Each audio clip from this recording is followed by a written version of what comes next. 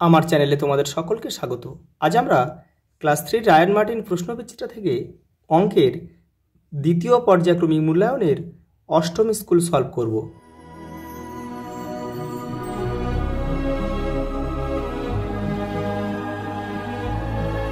দেখো প্রথম প্রশ্ন কি বলেছে, দেখো 1 টাকা, দেখো কটি 50 পয়সা রয়েছে, দেখো দুটি।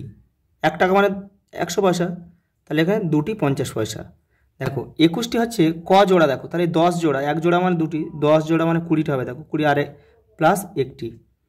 দেখো 100 100 100, তাহলে এটা আমরা কি লিখতে পারি, 100 গুণ 3।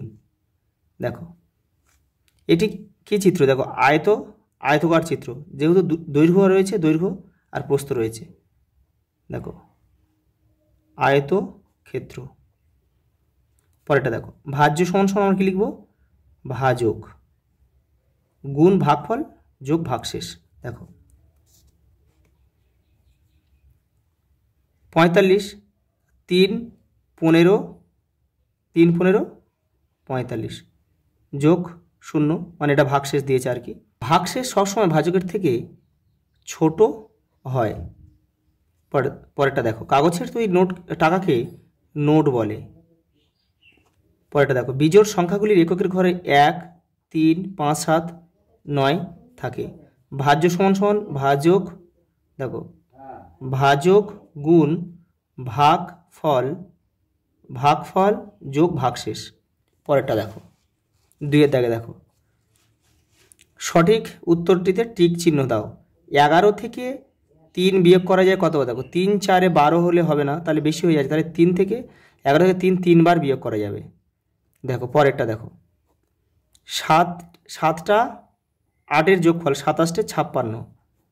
দেখো কোনো সংখ্যাকে 5 দিয়ে ভাগ করলে ভাগশেষ 5-এর চেয়ে সবসময় ছোট হবে।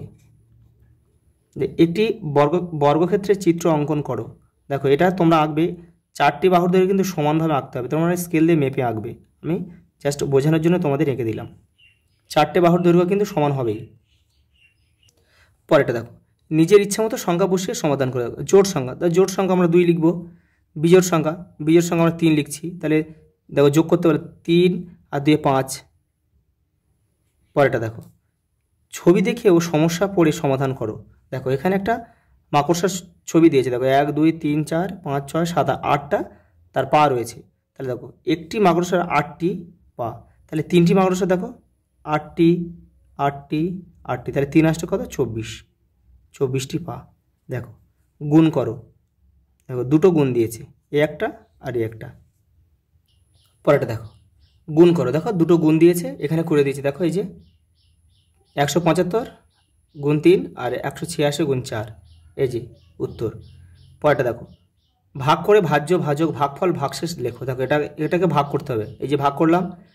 দেখো এটা হচ্ছে ভাজ্য, এটা ভাজক, এটা ভাগফল, ভাগশেষ 0 হয়েছে। পরেরটা দেখো ফাঁকা ঘর পূরণ করো।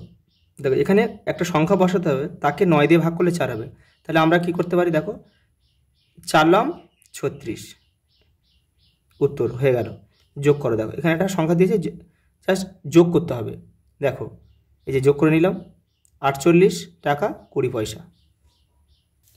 দেখো 9টা দেখো গোপার দাদু গোপাকে 42 টাকা 50 পয়সা দিলেন। গোপা 7 টাকা 50 পয়সার ফুচকা 5 টাকার আলু কাবলি খেয়েছে।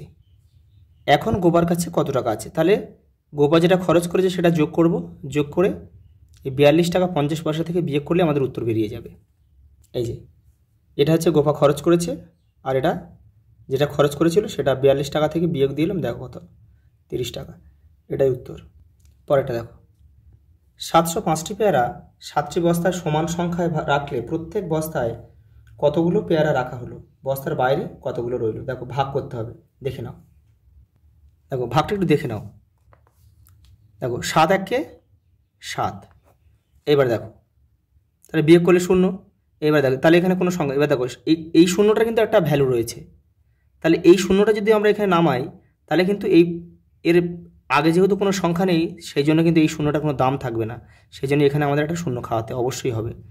এবার দেখো একই লাইনে একটার বেশি সংখ্যা যখন তুমি নামাবে, তার জন্য প্রত্যেকটার জন্য একটা করে শূন্য খাওয়াতে হবে, তাহলে আমাদের 5 নামাতে হবে। তাহলে 5-এর জন্য কিন্তু আরেকটা শূন্য খাওয়াতে হবে। তাহলে আমাদের হয়ে গেল কি 100। তাহলে এটা হচ্ছে আমাদের, তাহলে দেখো প্রত্যেকটা বস্তায় কিন্তু 100টি করে পেয়ারা থাকবে, আর 5টি পেয়ারা কিন্তু বাইরে থাকবে। পরেরটা দেখো, এবার শিক্ষক দিবসে আমাদের স্কুলের প্রধান শিক্ষক মহাশয় আমাদের 210টি লজেন্স দিয়েছেন। আমরা প্রত্যেকে 2টি করে লজেন্স নিয়েছি। ওই দিন আমরা কতজন স্কুলে এসেছি দেখো, এটা ভাগ হবে। দেখো 210 ভাগ 2, দেখো 210কে ভাগ করলাম 2, দেখো 2 1-কে 2, দেখো এবারে কত হাতে থাকলে এখানে 1 নামলো, তাহলে 1 ছোটো যায় না, তাহলে 0 নামাতে হবে। তাহলে 0 নামালে এখানে একটা ঘরে যখন দুটো সংখ্যা নামাচ্ছি তখন একটা শূন্য খাওয়াতে হবে। তাহলে হয়ে গেল কত 10, দেখো 5 দিয়ে 10, অতএব 105। পরেরটা দেখো, পাড়ার রবীন্দ্র জয়ন্তী অনুষ্ঠানে রাতুল বন্ধুদের সঙ্গে গেছে, 63 জন এসেছেন, 9টি সারিতে বসবেন, প্রত্যেক সারিতে কতজন বসবেন, এটা ভাগ হবে। দেখো 7 লম 63, অতএব 7 জন করে বসে। আজ এই পর্যন্ত, দেখা হবে পরের ভিডিওতে।